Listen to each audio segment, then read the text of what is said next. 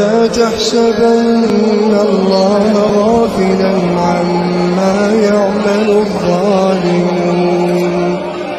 إنما يؤخرهم ليوم تشخص فيه الأبصار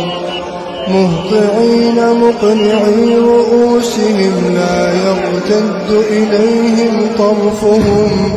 وأفئدتهم هواء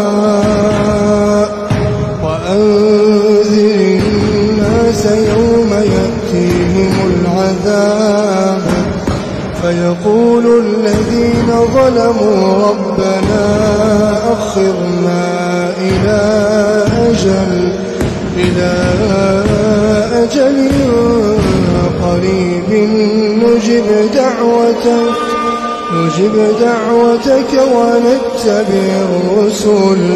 أولم تكونوا أقسمتم من قبل ما لكم من زوال وسكنتم في مساكن الذين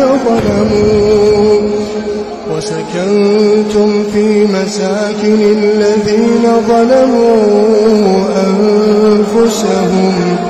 وتبين لكم كيف فعلنا بهم وضربنا لكم الأمثال